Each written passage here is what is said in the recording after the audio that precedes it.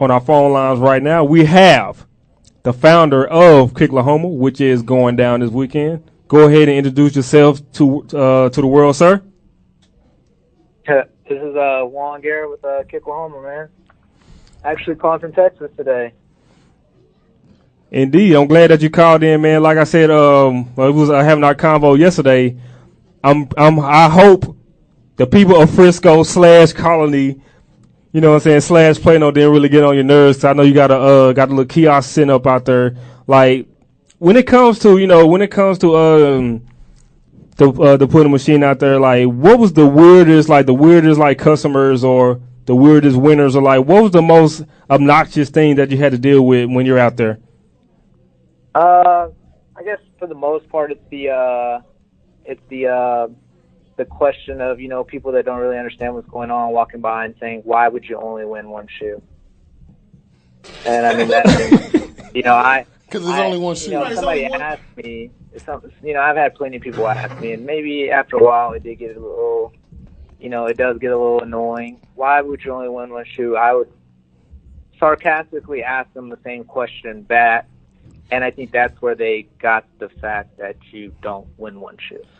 All right. So speaking of shoes, once upon a time, me and the co-host Dave went to a pound for pound, and Dave didn't think that I was going to actually win on the first try. And I think the pound for pound owner was kind of like, I don't think he's going to win. So I screwed up the first time, and then the second time I was like, I'm going to win. And then I went straight for the shoe, and I actually won. So has there been a moment where there was a certain shoe in there you didn't want to lose, but then somehow that person got the shoe? Or is there any kind of repeat offenders where they come in, they win? Do you have to ban them? How does that work? No, the best part is seeing people win, because people talk. If people win, people are going to talk. People are going to tell the people at basketball practice, at the park, at work, the mall, wherever the case is, their Facebook group, Instagram, Twitter, that's going straight to social media. So the more people talk, the more people come, the more people are aware that you can actually win in our, on our machines. I think one of the better stories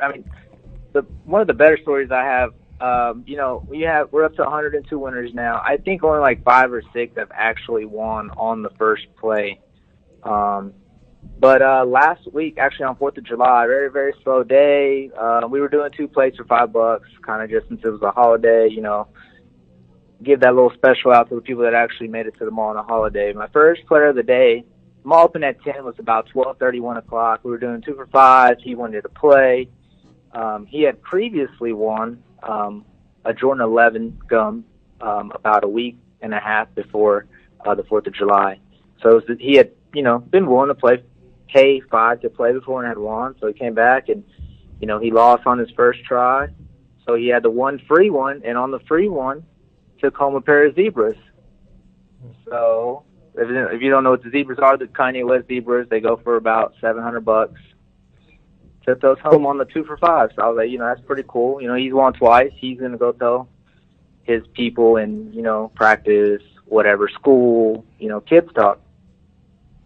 All right, so obviously I was at the first Kicklahoma, and you guys have progressed into this big thing now. Congrats to you and your family and Kicklahoma family. What has changed? Now that you prepare for shows now, obviously you have to prepare for big venues. You guys kind of have a set place, which is pretty cool. I love that look and everything. But what is the thing that when you get prepared for it? Because now you're traveling. You're no longer just Oklahoma. You're here in Texas more than you are at home. So, and you're going to be in Kansas City, other places. So what is the preparation like for these events? Kind of for our home base. Like you said, we've been there, done that. So we make a couple of phone calls. Everybody kind of knows how everything's going to go. Nothing changes. This is what we need. This is how many tables we need on the floor. This is how many food trucks we need outside. That's the easy part. I guess when it comes to all this, we do have a show coming up in Vegas.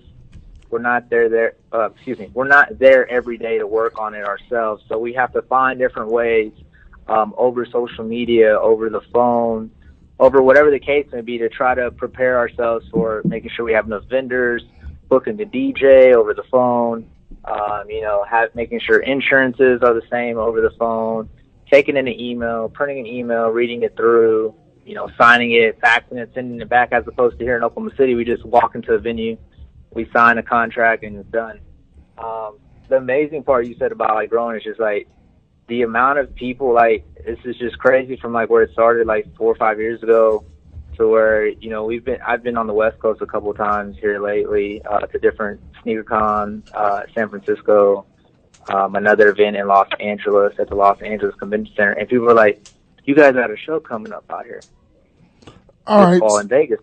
And I'm just like, man, that's like crazy. Like the amount of people that, we're on every coast now, like as far as people knowing us, which is crazy because at first it was just like, man, let's do it for the city. And now it's like, we're going to be doing it for more than just Oklahoma City and Oklahoma. All right. So obviously real quick before we get back into the sneaker event to close out things, we know you're a diehard season ticket holder of the Oklahoma City Thunder, and you guys just recently acquired Paul George. Now, we all know that Juan also has a distinct collection of Kevin Durant shoes. Now, does the Kevin Durant purchase stop and you go to Paul George, or are you going to still stick with the KD? Because you have exclusive KDs, in your closet, but are you going to be doing the Paul George thing now, or are you a little optimistic that he's going to leave, or how do you feel about that? No, I'll definitely stick with KD. I mean, if I wore KDs through him being on the Warriors, which wasn't like the most ideal situation, is that, people are like, man, you should be mad at Kevin Durant, you should this. But honestly, like, off of the court, KD, like, changed my life. Like, I was working at a bank and doing other jobs, just collecting shoes. And then, when the KD 1 dropped back in 07, 08, which is making me just sound crazy, like old. It's like that's whenever it took it to me to a whole different level as far as shoes and collecting and traveling to other events and me wanting to do my own events. It's like without KDs, I might have been the guy that was into shoes, but I might have just been wearing a little bit of everything, So I mean, as far as the Paul Georges go, I'm definitely not going to be like the guy trying to buy everyone. I might ID or buy a home and away colorway. Just for his tenure here in the city. But if there's something that a lot of people don't know how to do in today's sneaker age / sneaker whatever, it's loyalty to what you've been doing and what you've always been doing. I mean, obviously you've seen a lot of people jump on this Adidas wave lately. You've seen a lot of people jump on the Kyrie wave lately because of the price point, but I'm sure in a couple of years they'll be complaining when they're like 150, 160. So, like I said, there's some, the KD line definitely, has kind of made me into what I am today for a specific reason. I was different. I wasn't afraid to be different. Yeah, and KD was at your first sneaker event too, which was unique that he showed up. I remember that KD was at the sneaker event, which was unique. So, right. So you kind of got that loyalty deal with him. Yeah, and Nike, they finally rewarded me with I guess they sent me the anniversary pack with the special boxes, my first free pair from Nike. So that was pretty dope. And, it had a letter written in it. At first I was like optimistic about like these letters. Like I was like, somebody at Nike just wrote these letters and then initialed KD at the end because it was just initialed KD. It was funny, like if you watch KD's YouTube, he has a video on there where he was like actually writing all of these letters out to like people like Drake and J. Cole and, Shaka Smart and other people. And they actually had a list of people that he was writing these letters to. And everybody else's letters was like 1 or 2 lines, and mine was like a good 4 or 5 lines.